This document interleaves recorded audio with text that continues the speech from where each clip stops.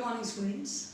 आज हम एक नया चैप्टर स्टार्ट करने वाले हैं। This chapter is actually related with the topics which we were discussed earlier in our chapter theory of demand. It means एक तरीके से ये जो चैप्टर है ये इलास्टिसिटीज को शो करता है।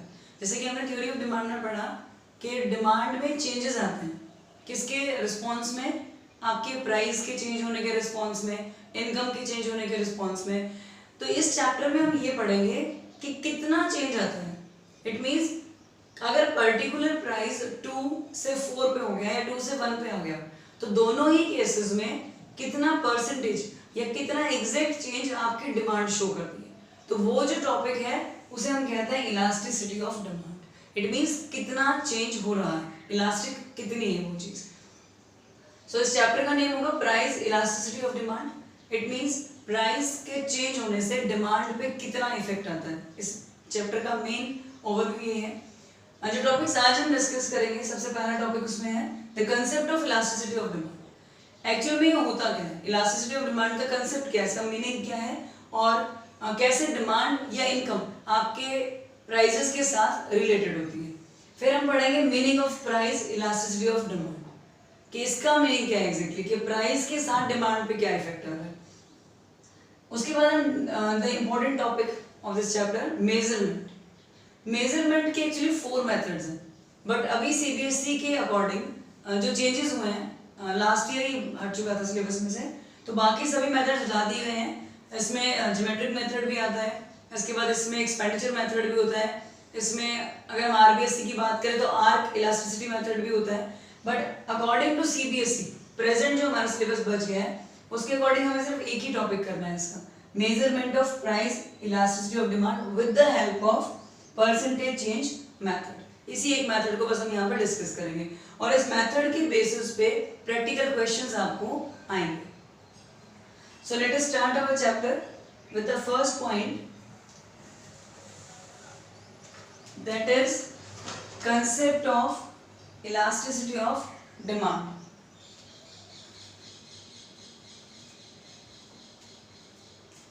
So now let us start with the meaning first.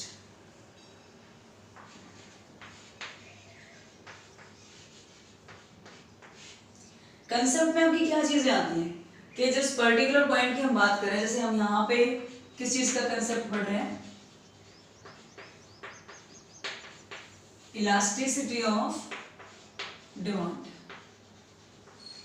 Demand में कितना चेंज है उसे हम डिस्कस कर रहे हैं, तो इसी को हम यहाँ पे कंसेप्ट बोलते हैं। सबसे पहले हम इसका मीनिंग लेते हैं। It is the measures of, it means the elasticity of demand measures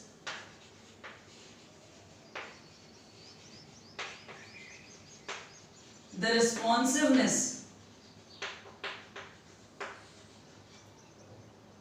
किस चीज के रिस्पॉन्स को मेजर करता है, चेंजेस के रिस्पॉन्स को, of the quantity demanded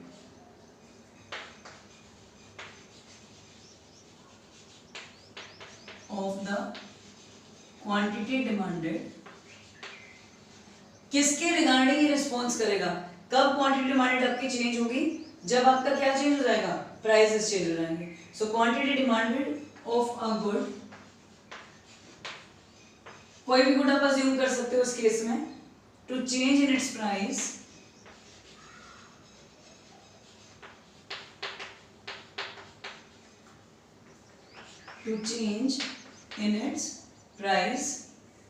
and price of other goods and changes in consumers income.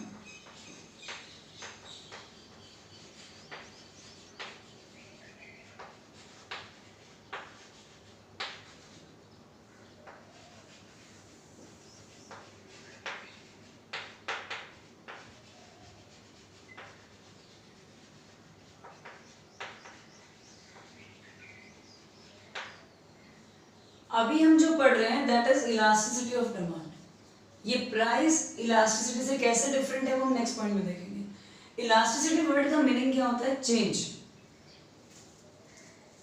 It means कोई भी चीज कितनी बदल रही है किसी दूसरी चीज के साथ या उसके इफेक्ट की वजह से।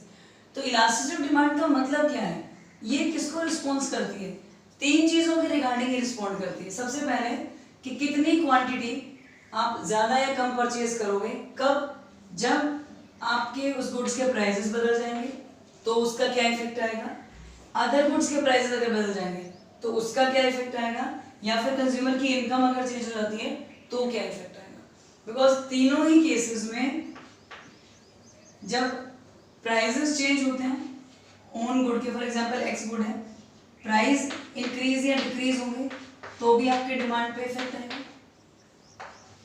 रिलेटेड गुड्स, टी कॉफी वाला एग्जांपल मैंने बताया था, कार एंड पेट्रोल वाला आपको बताया था, उन केसेस में भी क्या होगा, जब प्राइस ऑफ रिलेटेड गुड आपका चेंज होगा तो प्रेजेंट वाले की डिमांड चेंज हो जाएगी। सेम आपकी इनकम अगर इंक्रीज या डिक्रीज होगी तो भी आपकी डिमांड इंक्रीज या डिक्रीज होगी। इट मींस तीनों ही केसेस में जो रिस्पोंड क्वांटिटी डिमांडेड में चेंज होने से आपको दिखता है उसी को हम क्या बोलते हैं, इलास्टिसिटी ऑफ डिमांड।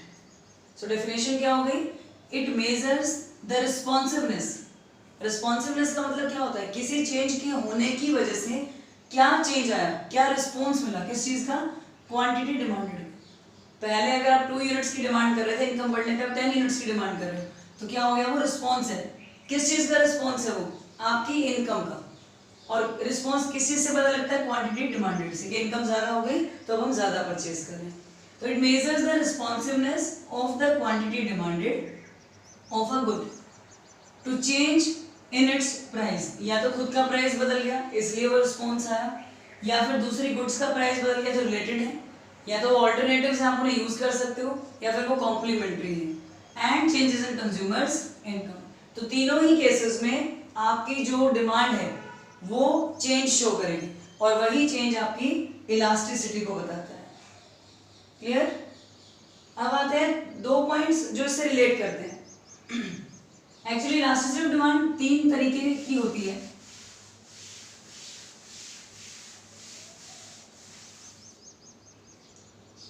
सबसे पहले अगर हम बात करते हैं प्राइस इलास्टिसिटी ऑफ डिमांड की, ये कंसेप्ट का ही पार्ट है,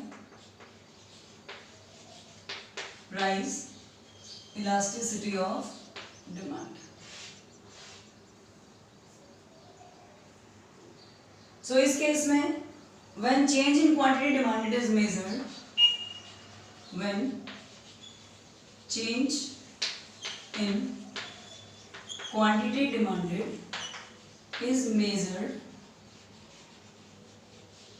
अब हम किस टर्म की बात करें, प्राइस इलास्टिसिटी की, तो किसके कंपैरिजन में आप मेजर करोगे, with respect to change in, with respect to change in its price। जब उसके खुद के प्राइसेस चेंज हो गए हैं, in its price and own price of the commodity, so it is called price elasticity of demand। it means, इसका मतलब क्या हो गया, जब किसी भी कमोडिटी जिसको आप परचेज कर रहे हो, फॉर एग्जांपल हम एप्पल्स को परचेज कर रहे हैं, तो एप्पल का खुद का प्राइस कम या ज्यादा होने से उसकी क्वांटिटी डिमांड पे जो इफेक्ट आ रहा है, सिर्फ एक ही चीज कंसिडर होगी यहाँ पे, own price of the commodity, because हम किसकी बात कर रहे हैं, प्राइस इलास्टिसिटी ऑफ डिमांड की बात कर रहे हैं। सो इस केस में सिर्फ ओन प्राइसेस के चेंज होने से क्यूडी में कितना चेंज आएगा, क्या रिस्पॉन्स करेगी क्यूडी, उसी को हम कहते हैं price elasticity of demand. Means किस बेसिस पे आपकी डिमांड बदल रही है, आपके गुड्स के खुद के प्राइस के कम या ज्यादा हो जाने से। अब आता है हमारा नेक्स्ट पॉइंट जिससे रिलेट करता है income elasticity of demand.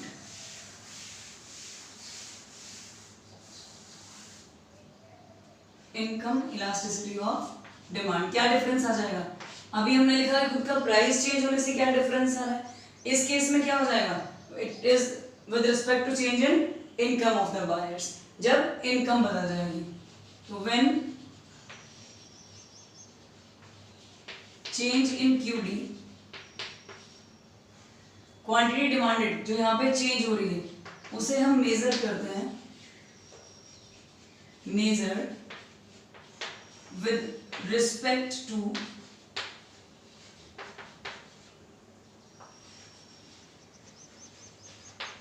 Change in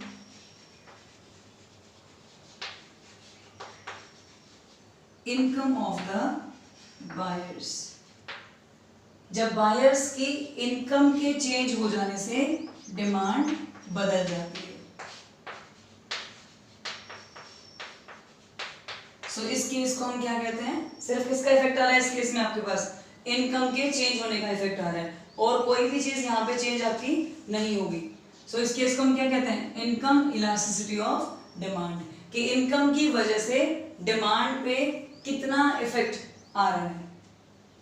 अब आ जाता है हमारे पास last point, cross elasticity of demand.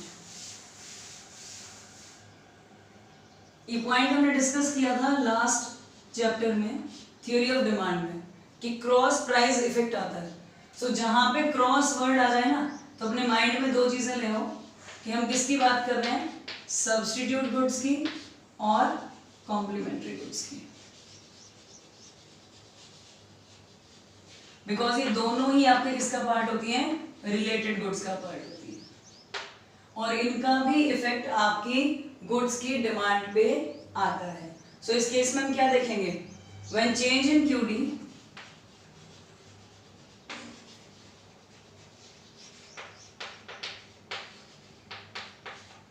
when change in QD of one good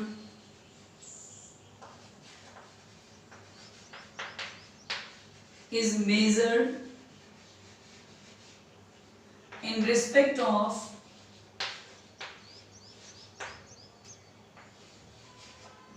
किस चीज के साथ हम इसे कंपेयर करते हैं, respect of change in price of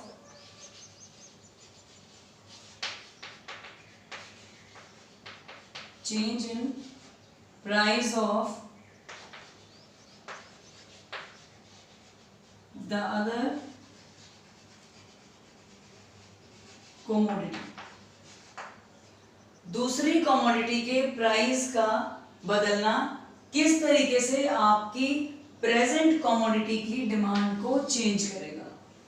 तो दूसरी चीज का प्राइस बदलना, इट मींस हम यहाँ पे किसकी बात कर रहे हैं, रिलेटेड गुड्स की। टी के प्राइस बढ़ने से कॉफी पे क्या इफेक्ट आएगा, हम उसकी बात कर रहे हैं। तो जो आपका प्रेजेंट चैप्टर है, हमने 3 तरह की इलास्टिसिटी पढ़ी है। हमारे चैप्टर में या हमारे सिलेबस के अकॉर्डिंग हमें सिर्फ डिटेल में क्या स्टडी करना है, meaning of price elasticity of demand and same measurement of price elasticity of demand. It means ये सिर्फ आपको मीनिंग्स लर्न रखने हैं, इनके डिटेल्स हम नहीं पढ़ेंगे, हम सिर्फ प्राइस के बारे में यहाँ पर डिस्कस करेंगे। तो अब आ जाते हैं नेक्स्ट टॉपिक पे, what is the meaning of price elasticity of demand.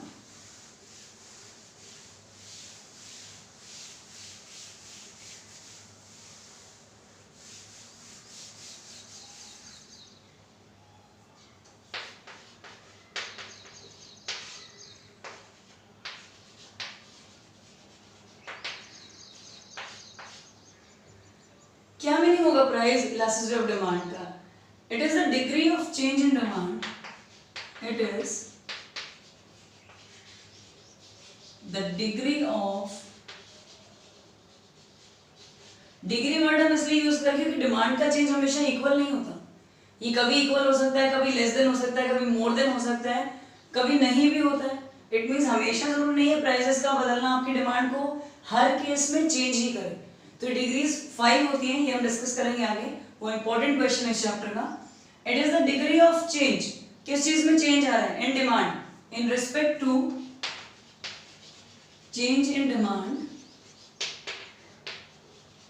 In respect to a change in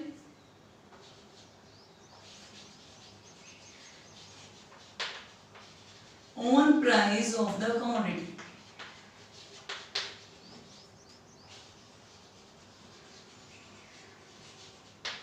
किसी भी कमोडिटी का खुद का प्राइस चेंज हो जाने से डिमांड कितने डिग्री तक चेंज हो जाती है, उसी को हम कहते हैं price elasticity of demand.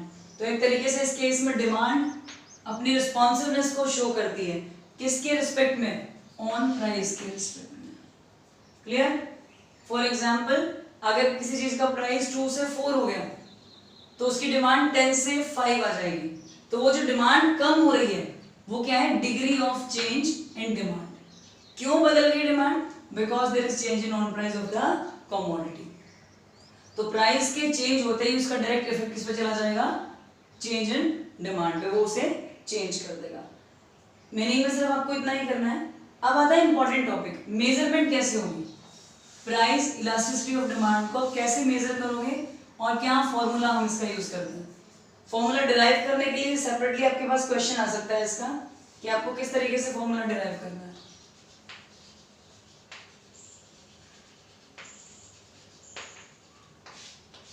Measurement, अब मेजरमेंट में सबसे पहले हम स्टार्टिंग करते हैं, इलास्टिसिटी ऑफ डिमांड को आप लिखोगे कैसे, मींस डिनोट कैसे करेंगे। तो उसे हम डिनोट करते हैं E capital D small, elasticity of demand. इसके बाद हम इसे नेगेटिव साइन से स्टार्ट करते हैं। क्या रीजन है कि हम नेगेटिव साइन से स्टार्ट करते हैं? अगर आप नेगेटिव साइन नहीं दोगे तो जो चेंज है वो नेगेटिवली शो करेगा, बट चेंज तो चाहे कम हो या ज्यादा, चेंज तो हुआ है, तो इट मींस एक पॉजिटिव इफेक्ट है उसका। तो इसीलिए हम नेगेटिव इसलिए रखते हैं कि नेगेटिव नेगेटिव पॉजिटिव में कन्वर्ट हो जाए। इसकी एक इस तरीके से हम कंडीशन बोल सकते हैं, या फिर ये इसकी प्रॉपर्टी का पार्ट भी है। तो ये नेगेटिव साइन से स्टार्ट होगा। उसके बाद हम मेंशन क्या करेंगे यहाँ पे, परसेंटेज चेंज। हम कौन सा मेथड पढ़ रहे हैं अभी, परसेंटेज मेथड।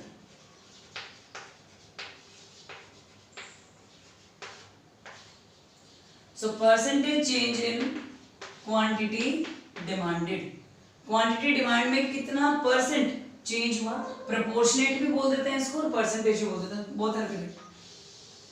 क्वांटिटी डिमांडेड क्यों चेंज हुई, क्या कंसेप्ट है हमारा, प्राइस। तो it means this is the responsiveness in respect to change in price. ये किसका रिस्पॉन्स है, ये चेंज प्राइस के चेंज होने का रिस्पॉन्स है, क्योंकि पहले प्राइस चेंज हो गए, इसी रीजन से क्या चेंज हो गया, आपकी क्वांटिटी डिमांडेड चेंज होगी। महंगी चीजें होंगी तो आप क्या करोगे, कम खरीदोगे, सस्ती होंगी तो आप ज्यादा खरीदोगे, पर दोनों ही केसेस में क्वांटिटी डिमांड आपकी चेंज हो जाएगी। इट मींस वो रिस्पॉन्ड करेगा दोनों केसेस में, चाहे आपका पॉजिटिव चेंज हो प्राइस का या नेगेटिव चेंज हो।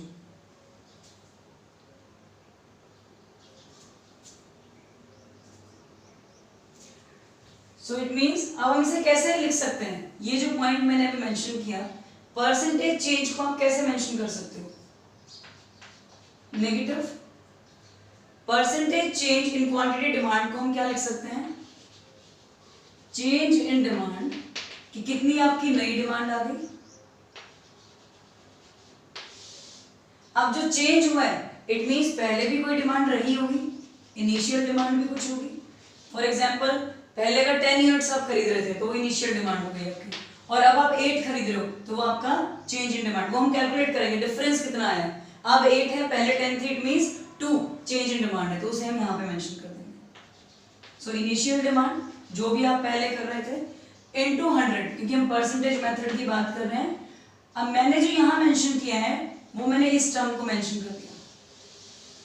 इट मींस इस चीज को आप ऐसे भी लिख सकते हो, percentage change in quantity demanded is equal to change in demand upon initial demand into 100। इसको हम ऐसे भी मेंशन कर सकते हैं, सेम पॉइंट्स हैं, कोई डिफरेंस नहीं है। Second thing, divide by percentage change in price, same ऐसे ही इसको भी डिवाइड कर दो। क्या लिख सकते हैं इसको हम, चेंज इन प्राइस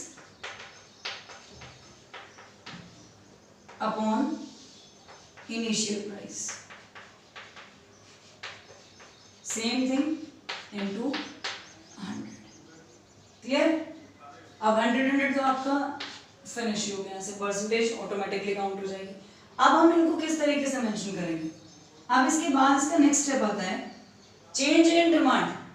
कैसे कैलकुलेट होगी, न्यू डिमांड जिसे आप लिखोगे Q1 जो चेंज होने के बाद आई है, माइनस जो आपकी पुरानी डिमांड थी, and divided by initial demand, पुरानी मींस Q डिमांड से डिवाइड कर दिया। चेंज कैसे कैलकुलेट होता है, न्यू माइनस ओल्ड, तो ये कर दिया हमने new minus old. New minus old करने से क्या आ जाएगा, change in demand. Initial demand आपकी Q है, एज इट इज आ जाएगी। Same thing change in price, P1 new price, P old price divide by initial price means P, then अब इसे आप कैलकुलेट करो। चेंज जो होता है उसको हम किससे शो कर सकते हैं? चेंज को आप डिनोट करते हो डेल्टा से। तो change in demand Q1 minus Q, क्या लिख सकते हैं चेंज को? Delta Q upon Q। Clear? Delta P upon Q। I think clear हो रहा होगा सभी को।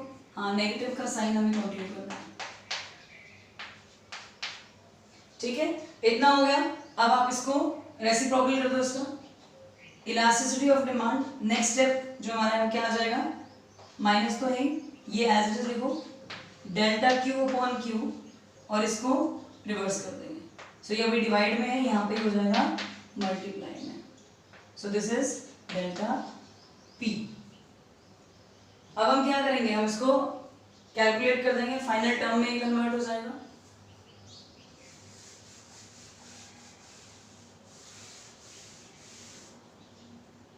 अब हम इसे कैसे मेंशन कर सकते हैं? ED is equal to minus delta, delta आप एक तरफ कर दो, delta Q upon delta P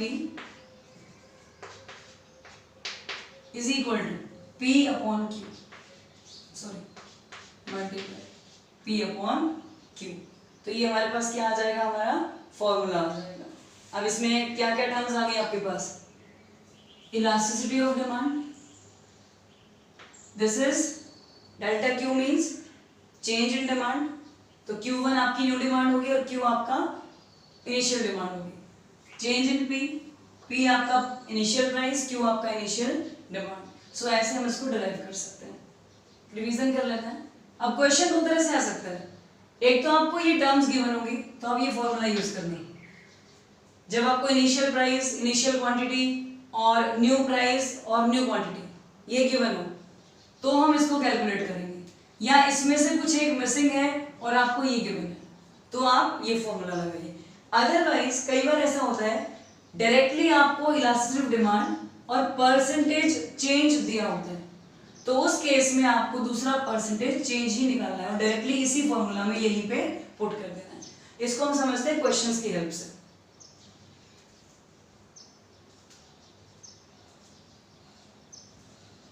अब हम एक दो क्वेश्चंस का एग्जांपल ले लेते हैं इसको समझने के लिए।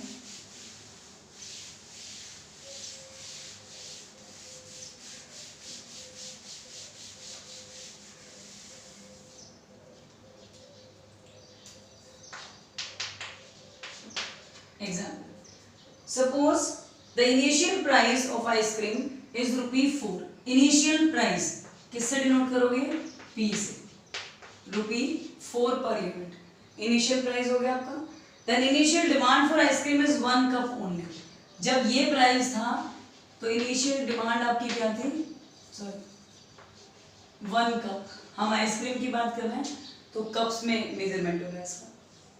Then if the price of ice cream falls to 2 rupees, अब जो न्यू प्राइस है वो आपका आ गया 2 रुपये।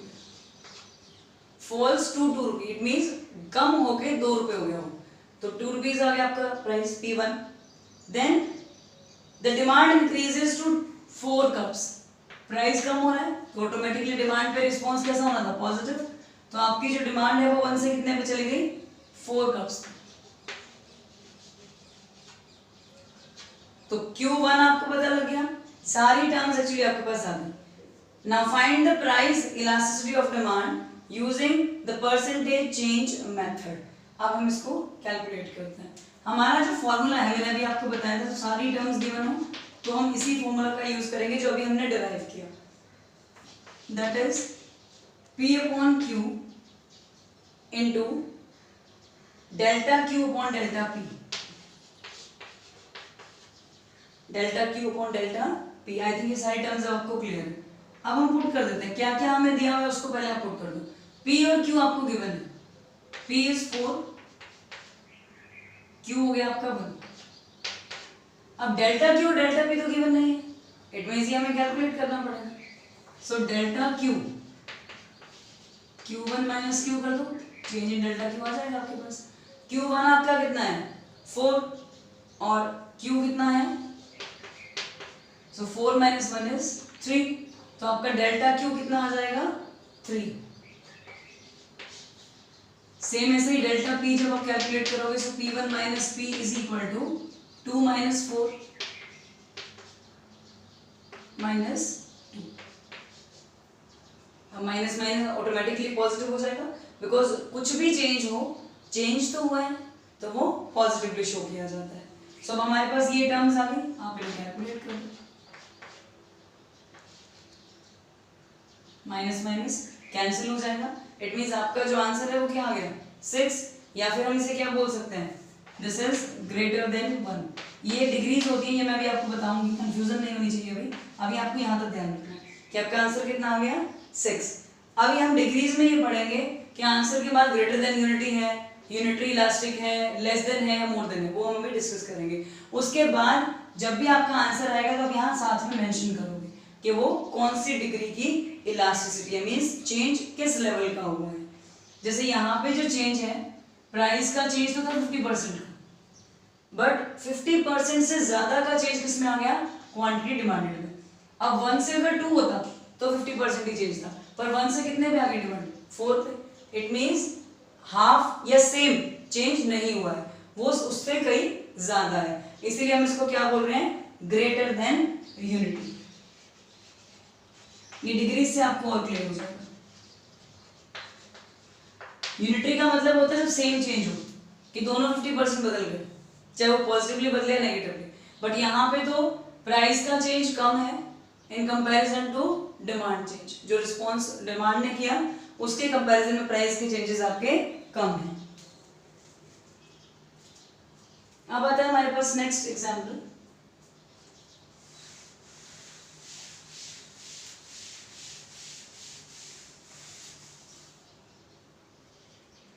When price of a good is ₹5, it means ये आपका पुराना price initial price. The consumer buys 20 units of a good, तो कंज्यूमर कितना परचेज कर रहा है 20 units. When price changes to ₹7,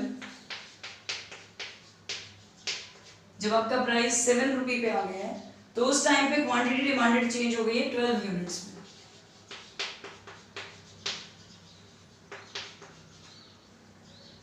almost सारे पॉइंट्स आपको गिवन है। सेम हमें अब क्या कैलकुलेट करना है, price elasticity of demand using percentage method. So वही फॉर्मूला आप यूज करोगे अपना,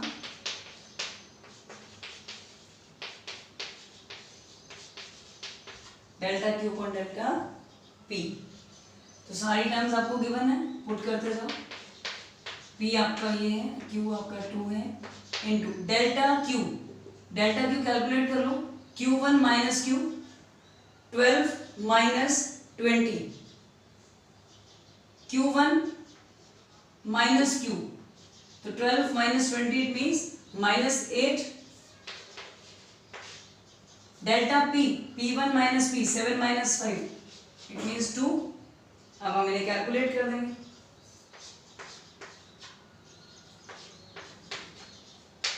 नेगेटिव नेगेटिव पॉजिटिव हो जाएगा आपका आंसर इज, सॉरी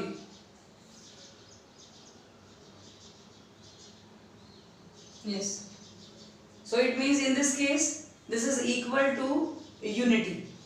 आपका आंसर कितना आ गया यहाँ पे, सॉरी कुछ यहाँ पे 10 नहीं होगा, 20 है। क्वांटिटी आपके पास 20 है, 2 नहीं है।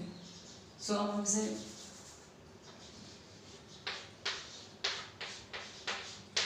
This is equal to 1। अब इसका मीनिंग क्या हुआ, ये कितना चेंज हो रहा है 2 रुपीज से, क्वांटिटी का चेंज कितना आया 8, आपका आंसर कितना आ रहा है 1। इट मींस दोनों केसेस में चेंज क्या है, इक्वल है। तो इसे हम क्या बोल देते हैं, it is equal to unity. ये डिग्रीज से ही क्लियर होगा, तो प्लीज आप कंफ्यूज नहीं हो इसमें, ये मैं भी आपको बता दूंगी। तब तक आपको इतना याद रखना है कि आपको रिजल्ट्स कैसे कैलकुलेट करने हैं जब कोई क्वेश्चन आपको ऐसे गिवन होगा। तो अब एक हम क्वेश्चन करके देखते हैं जिसमें डायरेक्टली आपको ऐसा फॉर्मूला यूज करना है जहां पे आपको डिग्रीज ही गिवन हो क्वेश्चन में, परसेंटेजेस जहां पे आपको दी। सो नेक्स्ट क्वेश्चन हमारे पास आता है,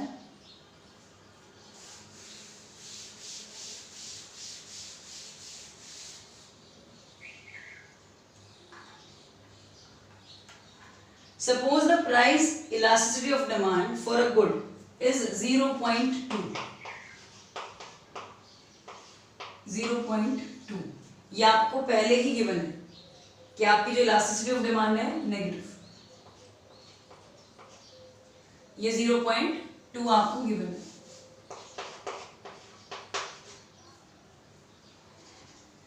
If there is 5% increase in the price, it means percentage change आपको गिवन है 5% का चेंज। किस चीज में चेंज है यहाँ पे? प्राइस में।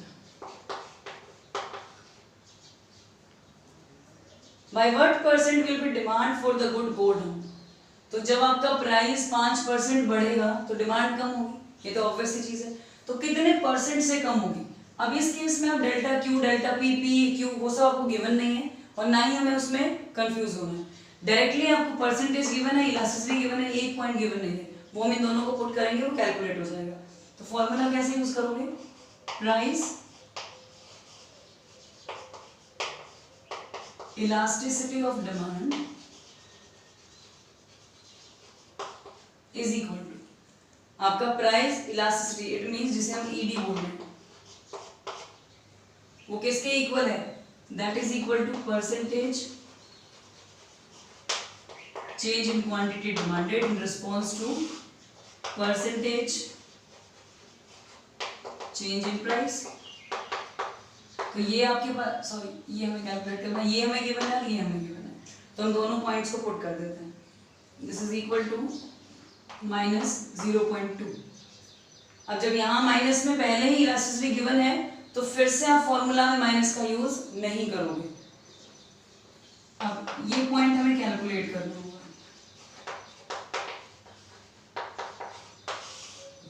और ये हमें गिवन है। अब हम क्या करेंगे? इसको कैलकुलेट करेंगे तो आप इन्हें चेंज कर दोगे, 5 आपका इधर आके मल्टीप्लाई हो जाएगा। सो हम यहाँ पे क्या मेंशन कर दें?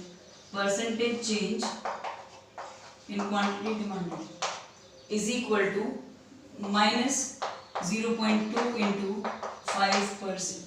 5% को आप कैसे लिख दोगे? 5/100। तो जब आप इसे कैलकुलेट करोगे तो किसके इक्वल आ जाएगा? आपका -1% के इक्वल आ जाएगा। इट मींस जो परसेंटेज चेंज है वो कितना है? परसेंटेज कितने से कम हुई है? 1% से डिक्रीज हुई है। क्यों डिक्रीज हुई है? बिकॉज आपका प्राइस कितने से बढ़ गया था? 5% से आपका प्राइस इंक्रीज हो गया था। इसी रीजन से जो आपकी इलास्टिसिटी ऑफ डिमांड है वो भी नेगेटिवली मूव कर रही है। आई थिंक क्लियर हो रहे होंगे आपको क्वेश्चंस।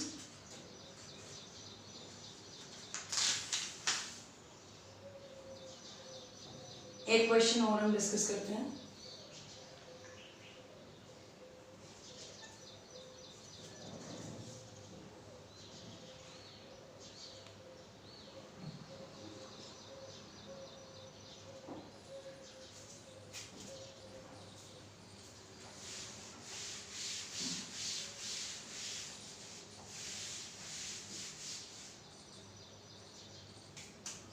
नेक्स्ट क्वेश्चन आता है हमारे पास, consider the demand for a good at price ₹4। Price ₹4 means ये आपका इनिशियल प्राइस गिवन है, स्टार्टिंग वाला प्राइस, ये इनिशियल प्राइस हो गया हमारा। Then at price 4 the demand for the good is 25 units. So ये कह रहा है कि इनिशियल डिमांड आपकी कितनी थी इस प्राइस के साथ? 25 यूनिट्स की है। Now suppose the price of the good increases to ₹5। Price आपका चेंज हो गया 5 रुपये हो गया, इसे हम बोलेंगे चेंज इन प्राइस।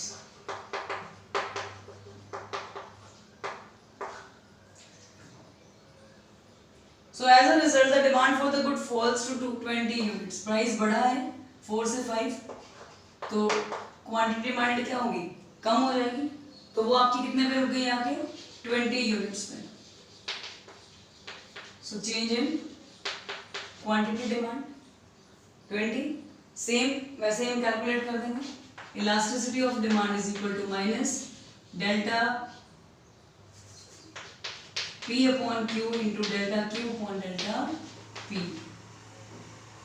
अब कौन कौन सी टर्म्स आपको गिवन है? P हमारे पास है 4, क्वांटिटीज हमें गिवन है 25, delta Q Q1 minus Q, delta P P1 minus P। सो Q1 माइनस Q 20 माइनस 25, ये हो जाएगा -5। P1 माइनस P 5 माइनस 4, ये हो जाएगा आपका 1। सो इसे माइनस माइनस तो वैसे पॉजिटिव हो जाएगा इस केस में। अब हम इसे डिवाइड कर देते हैं, तो answer is equal to 0.8। So 0.8 means आपका जो चेंज है वो कंप्लीट 1 भी नहीं है, तो ये लेस देन 1 में कैलकुलेट होगा। क्लियर? तो इस वे में हमें कुछ क्वेश्चंस हैं जिनको करना है, तो ये फॉर्मूलाज इस तरीके से आपसे पूछे जाएंगे। अब जो हमारे नेक्स्ट टॉपिक्स हैं, स्लोप हम डिस्कस करेंगे इसका, कि इलास्टिसिटी ऑफ डिमांड का स्लोप कैसा होता है, किस तरीके से डिमांड चेंज होती है। उसके बाद हम इसमें डिस्कस करेंगे डिफरेंट डिग्रीज। अभी मैं सिर्फ एक ओवरव्यू आपको देती हूँ डिग्रीज का। 5 टाइप्स की डिग्रीज होती हैं जो हमें पढ़नी है, डिटेल हम नेक्स्ट लेक्चर में करेंगे उसकी।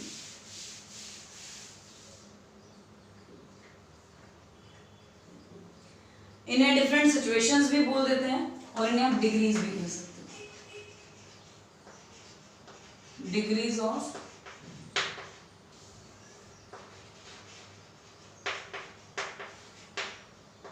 Elasticity of demand. It means demand किस किस लेवल से चेंज होती है।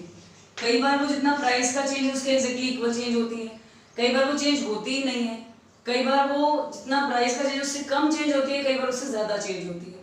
फॉर एग्जाम्पल अगर गोल्ड के प्राइसेस थोड़े से भी कम होंगे तो लोग बहुत ज्यादा डिमांड बढ़ा देंगे। तो इट मींस अलग अलग तरह के चेंजेस आते हैं इलास्टिसिटी में। सबसे पहली जो इलास्टिसिटी होती है आपकी, उसे हम बोलते हैं perfectly elastic demand. Perfectly elastic demand. Elastic means तो चेंज हो जाए, तो परफेक्टली इलास्टिक मीन्स थोड़ा सा प्राइस बदलेगा तो डिमांड एकदम से खत्म हो जाएगी, और अगर प्राइस चेंज नहीं होगा तो इस केस में elasticity of demand is infinity. कितनी भी डिमांड आपकी इंक्रीज होती जाएगी। सेकंड आता है हमारे पास perfectly inelastic demand.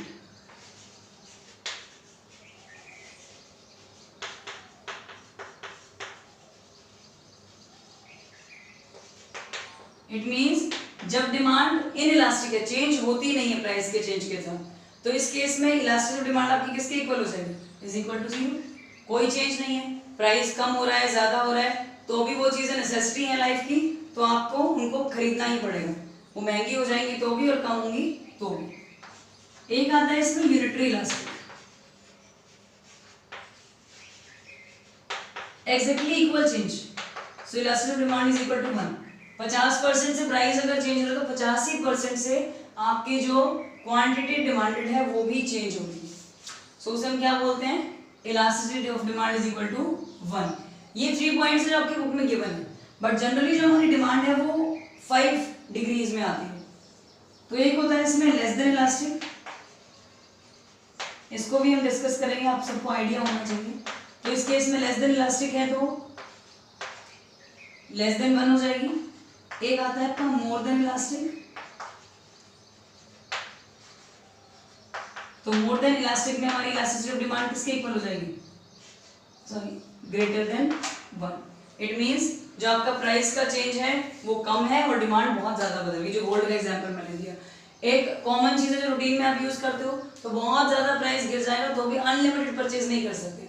For example fruits and vegetables, so उस केस में आपकी डिमांड लेस देन 1 होगी। सो ये हमारी 5 डिग्रीज हैं, इनको हम डिटेल में डिस्कस करेंगे नेक्स्ट लेक्चर में।